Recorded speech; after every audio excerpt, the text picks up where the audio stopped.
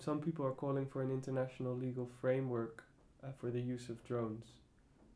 What is your analysis? What is interesting is that there has recently been a study about this commissioned by the Dutch government, the Minister of Foreign Affairs, who has asked an advisory body on international law that same question. And their conclusion was that no new law is needed because they said existing military law and international law is sufficient. This is simply a new type of weapon, but existing legal frameworks also apply to it. And I think that's true. It is more in the use of these drones, and perhaps they their nature makes possible this new use. But it's in the use of these drones where the problems are. And if you see, again, this practice of targeted killings, it is clearly outside of regular international law and military law. So it is clearly at odds with these legal frameworks already. We don't need a new framework to establish that. So I think starting by giving the good example and sticking to existing international regulations would already be enough. But in that case, the drone strikes would be in violation of the frameworks that we have.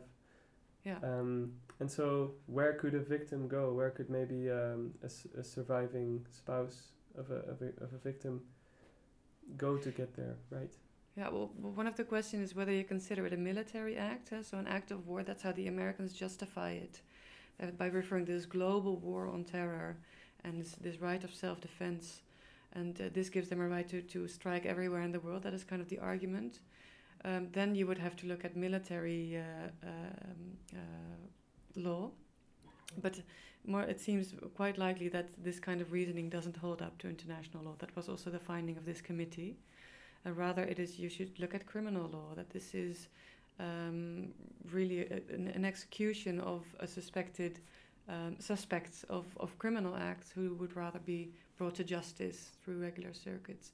And in fact, you see now the Americans a little bit perhaps realizing this criticism, that they are starting to do that now. So recently they attempted in Somalia to arrest a suspected a terrorist leader. And in Libya, they succeeded even at doing that. And then there are other questions about how they treat these people and how they interrogate them and things like that.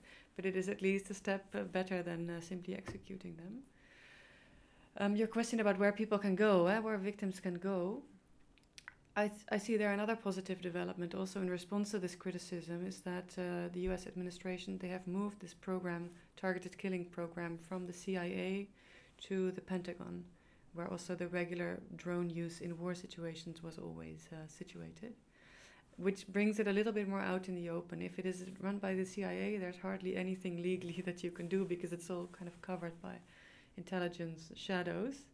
And now that it's part of the Pentagon and it's also recognized as more part of the usual machinery of war, there's also more opportunities on it. At least we know who is giving the orders, right, and who's pushing the buttons, and there could be hopefully some more transparency and then also more legal options for victims. Spending on drones is projected to double in the next decade, and already I think Iran and China have reported to possess drones. What are your thoughts on the future of drone use?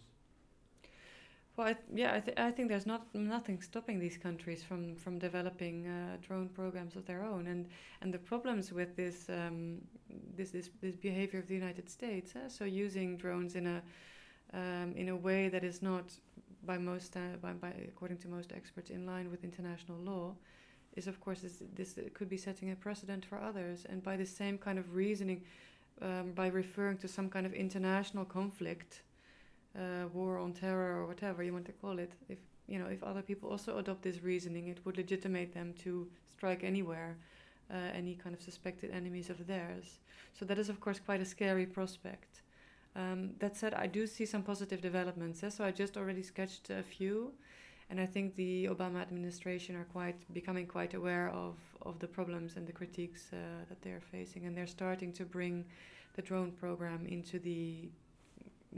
to legalize it perhaps, and to talk also, for example, to government of Pakistan and of Yemen, and to at least get permission for drone strikes from local government. And these are at least small steps that are being taken, also showing that they're not immune to this kind of criticism, or perhaps also worried about this kind of precedents for others.